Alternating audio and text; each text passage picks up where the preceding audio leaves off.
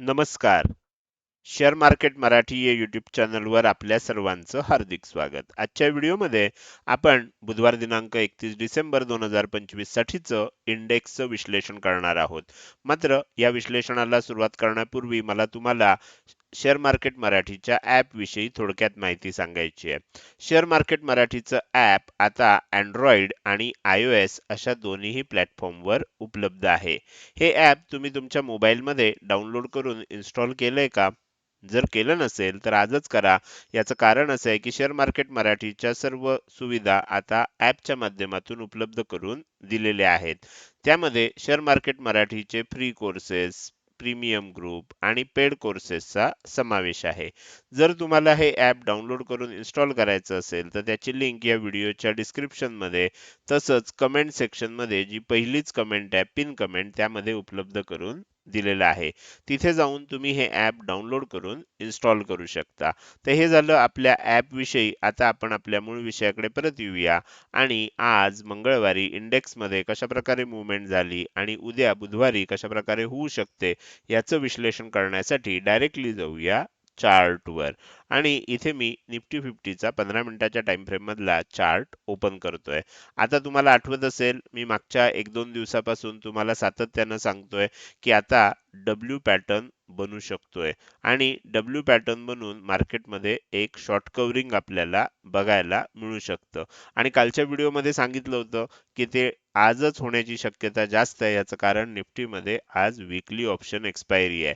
तर त्यामुळे अशा दिवशी आपल्याला मार्केटमध्ये थोडंसं रिव्हर्सल नक्कीच बघायला मिळतं आणि त्याची सुरुवातच आपल्याला इथे बघायला मिळाली. तुम्ही बघू शकता आज ओपनिंग जे झालं ते थोडंसं गॅप डाऊन झालं, वर जाण्याचा प्रयत्न झाला, खाली आलं आणि लगेचच पुढच्या 15 मिनिटाची कॅन्डल जर बघितली तर आपल्याला जेवढी ही रेड कॅन्डल होती बॉडी त्याचा जर बॉडी बघितली तर तेवढीच इथे ग्रीन कॅन्डल सुद्धा बनलेली आपल्याला दिसते. आता ज्या वेळेला अशा प्रकारचं आपल्याला एक चार्ट पॅटर्न दिसतो तेव्हा ह्याला काय म्हणतात हे तुम्ही मला कमेंट करून सांगायचं आहे. बघूया किती जणांच्या लक्षात आहे. कारण बरेच दिवसांमध्ये हा पॅटर्न आपल्याला दिसला नव्हता. पहिल्यांदा रेड कॅन्डल बनली, त्यानंतर तेवढ्याच आकाराची ग्रीन कॅन्डल बनली.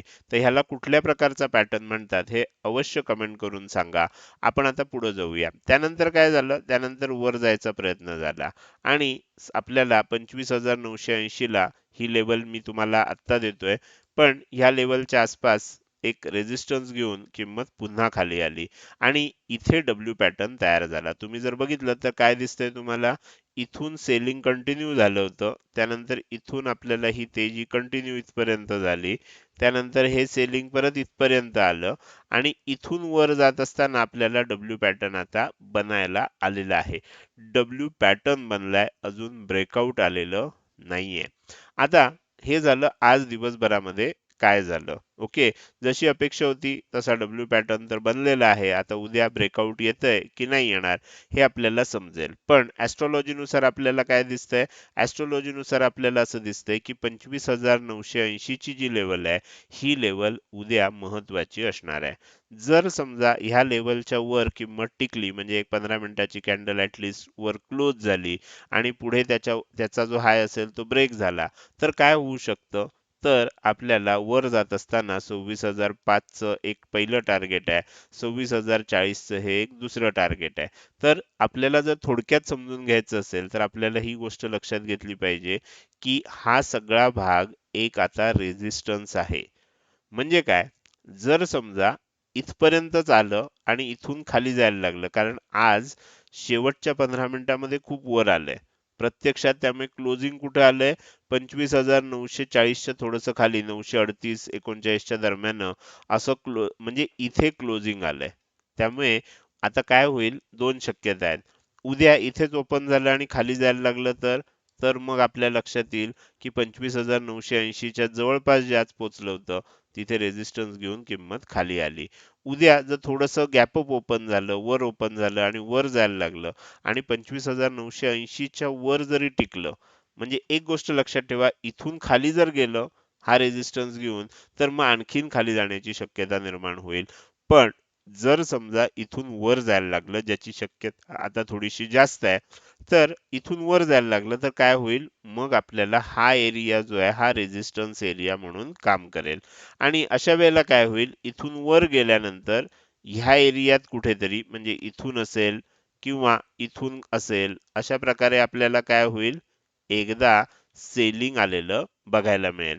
तर अशा प्रकारचं इथे सेलिंग येऊ शकतं, मात्र हे सेलिंग खूप मोठं येणार नाही. आणि त्यानंतर काय होईल, ते जे काही सेलिंग येईल, समजा आपण असं समजूया की परत ह्या लेवल पर्यंत आलं आणि त्यानंतर एक मोठी मुवमेंट होईल, अशा प्रकारचं आता आपल्याला चित्र दिसतंय. म्हणजे ॲस्ट्रोलॉजीनुसार विचार करायला गेलं तर आपल्याला 25,980 हा रेझिस्टन्स झोन आहे, तो ब्रेक झाला तर मात्र बाय ऑन डिप्स होईल. म्हणजे ह्याच्या वर गेलं, एकदा जरी प्रॉफिट बुकिंग जरी आलं तरी सुद्धा पुन्हा वर जाऊ शकतं, अशी परिस्थिती निर्माण होईल.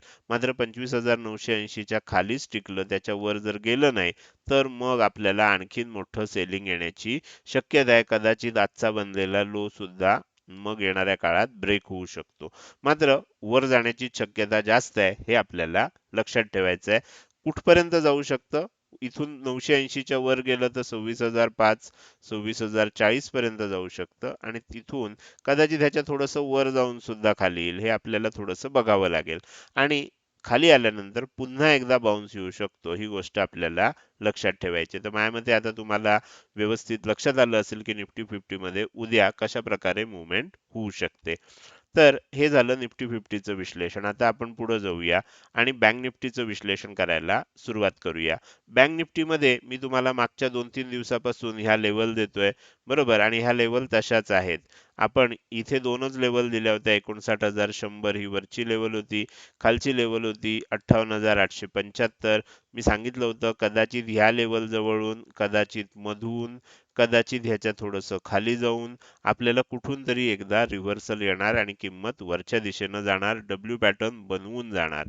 तर आपल्याला इथे डब्ल्यू पॅटर्न बनलाय का, हे लक्षात घेऊया. हे जे सेलिंग झालं तुम्ही इथे चेक करू शकता, इथपर्यंत खाली आलं. आता ह्याच्यामध्ये वर खाली होत होतं, मी आपलं समजण्यासाठी इथपर्यंत खाली आलं. आणि इथे वेगळा फरक झाला, हा मी मागच्या 2-3 दिवस व्हिडिओमध्ये सातत्यानं सांगतोय, की ह्यापूर्वी जर बघितलं तर तुम्हाला लक्षात येतंय की लो जे आहेत ते खाली खाली बनत चाललेले आहेत, बरोबर. ज्या क्षणी लो वर बनेल त्या क्षणी ओळखायचं की आता शॉर्ट टर्म मध्ये का होईना रिव्हर्सल येऊ शकतं. इथे काय झालं बघा, इथून वर गेली किंमत, खाली आली आणि इथूनच वर जायला लागली आणि वर जाताना आपल्याला डब्ल्यू पॅटर्नचं ब्रेकआउट सुद्धा दिलं. म्हणजे इथे जो सांगितला हा डब्ल्यू पॅटर्न बनलेला आहे.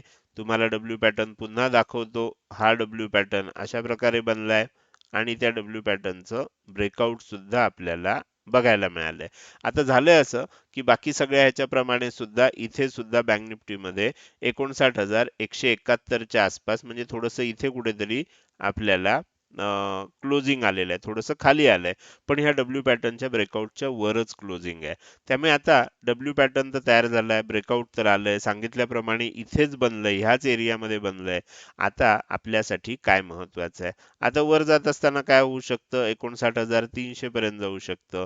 त्याच्यावर गेलं तर 59,500 पर्यंत जाऊ शकतं. इथे मेक और ब्रेक लेवल थोडीशी वर आहे, निफ्टीमध्ये ती थोडीशी खाली आहे, अगदी जवळ आहे, पण बँक निफ्टीमध्ये थोडीशी वर आहे.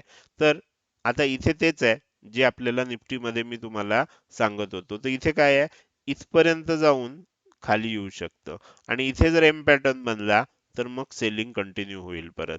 मात्र इथे कुठेही एम पॅटर्न बनला नाही, सेलिंग येऊ शकतं. म्हणजे इथून वर गेलं, थोडं खाली आलं, परत वर गेलं, खाली आलं, असं होत होत वर जाऊ शकतं. जर 59,500 च्या वर टिकलं तर मात्र काय होईल, बँक निफ्टीमध्ये पुन्हा आणखीन मोठी तेजी बघायला मिळू शकते.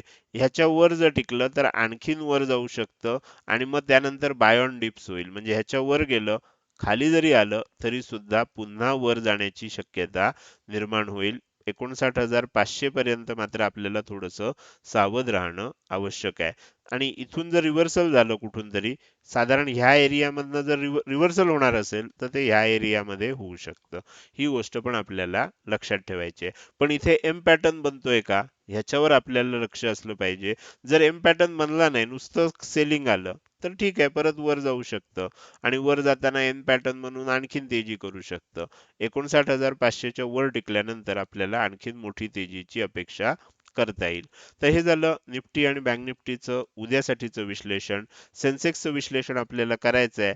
मात्र त्यापूर्वी येत्या रविवारी आपण जे वेबिनार घेणार आहे मार्केटमध्ये ॲस्ट्रोचा वापर, तर ह्या संदर्भात मला तुम्हाला थोडक्यात माहिती सांगायची आहे.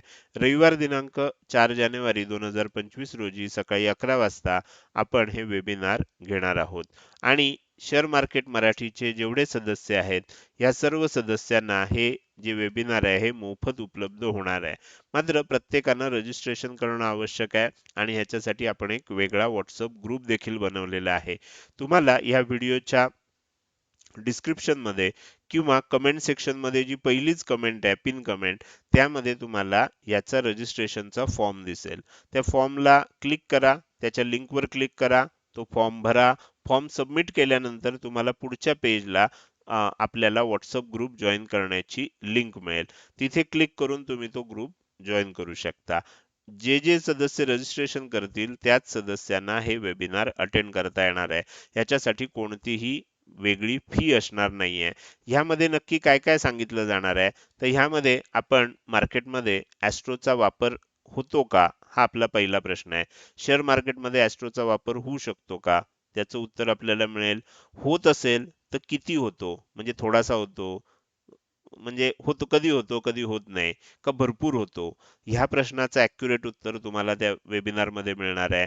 आणि जर तुम्हाला हे शिकायचं झालं, म्हणजे मार्केटमध्ये जर ॲस्ट्रोचा वापर कसा करायचा हे शिकायचं झालं, तर ते शिकणं अवघड आहे का, आपल्याला शिकायचं झालं तर आपण कसं शिकू शकतो, अशा अनेक प्रश्नांची उत्तरं ह्या वेबिनार मध्ये दिली जाणार आहेत. अतिशय उत्तम अशा प्रकारचं हे वेबिनार असणार आहे. आणि सगळ्यात महत्त्वाची गोष्ट म्हणजे जे जे सदस्य हे सेमिनार अटेंड करतील त्या सर्व सदस्यांना एक आठवडा शेअर मार्केटच्या ॲस्ट्रो अपडेट्स मोफत दिल्या जाणार आहेत. मार्केटमध्ये काय होऊ शकतं याच्याविषयीचं प्रेडिक्शन, म्हणजे बऱ्याच जणांना ठीक आहे इथे वेबिनार ऐकलं आणि त्यांना असं वाटलं की ठीक आहे थेअरीमध्ये तुम्ही सांगाल ते खरं, व्यवहारात प्रत्यक्षात त्याचा वापर होतो का, त्याच्यासाठी एक आठवडा तुमच्याकडे असणार आहे. तुम्ही जर हे वेबिनार अटेंड केलं तर तुम्हाला एक आठवडा त्याच ग्रुपमध्ये तुम्हाला मार्केटची जी ॲस्ट्रो अपडेट्स असतील ती दिली जातील, ज्यामुळे तुम्हाला हे समजेल आणि ती मार्केटमध्ये गोष्टी होण्याच्या पूर्वी दिली जातील, ज्याच्यामुळे तुम्हाला हे समजेल की ॲस्ट्रोचा नक्की वापर होतो का.